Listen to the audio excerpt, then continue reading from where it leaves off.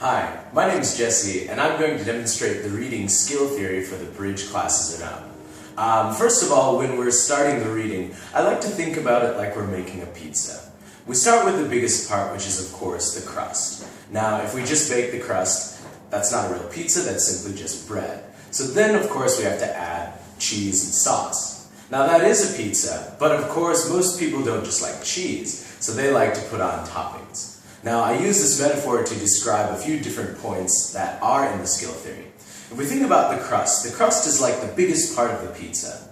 In other words, if we're looking at reading, the biggest part of the pizza, or the biggest part of the reading in this case, would be the topic. Now there's different ways to find the topic. One way we can find the topic is simply by just looking at the title.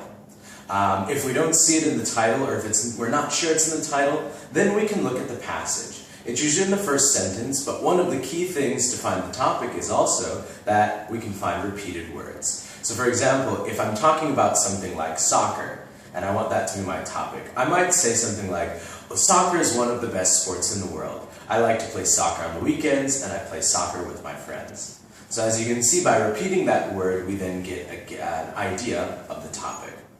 Now, the next thing that we want to do is we want to focus on the main idea. Usually the main idea is what is the sentence in the reading that tells us about the topic, okay? And usually this can be found in the first sentence, the second sentence, or even the last sentence. Occasionally it's not really found in either of those places, but if that's the case, we can look for a transition. Usually it would be like a contrast transition, like however or but. The other thing too is for each paragraph we try to find the main idea. But in order to find the main idea of the entire passage, we look for something totally different, which is called the thesis statement.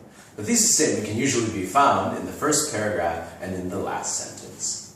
Now that we've found those things, we then move on to supporting details. Now there's two kinds of supporting details, major and minor details. And in order to find both of those, and this is actually the part where it gets a bit more difficult for a lot of students, and it can sometimes be hard to find. We look for basically two things. We look for transitions, or we might look for keywords. But most importantly, supporting details, they generally support the main idea.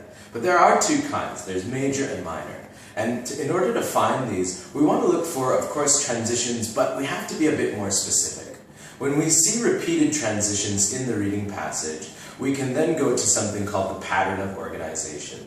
Generally, the pattern of organization is transition types that are repeated throughout the passage. If we can find the pattern of organization, then we can usually find at least major details. Anything else beyond that would be maybe minor details. I'm going to give you guys an example to illustrate the skill theory. So I might use something like my favorite food, which is of course pizza. So here's an example. Pizza is my favorite food because it's delicious and because it's convenient. I really like the taste of a lot of the different ingredients. For example, I really like sausage and pepperoni. Also, it's really convenient. For example, I can order it to my house. So if we were to look at this sentence, of course the topic is pizza.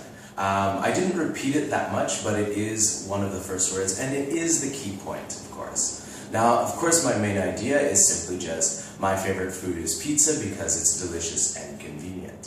So in order to find supporting details, we look at the sentences that talk about these key points, delicious and convenient. If you were to look at the next sentence, I mentioned that, of course, in this next sentence, that I like to eat a lot of different ingredients. Now that, in this case, would be a major detail, whereas a minor detail would be the example, pepperoni and sausage. Those would be a couple of examples. I also mentioned that it was convenient. I used the transition also, which then, of course, sometimes gives us a main idea, but usually can also give us a major detail. So also I mentioned it was convenient. Of course, my minor detail would be then the example, which was I can order it to my house.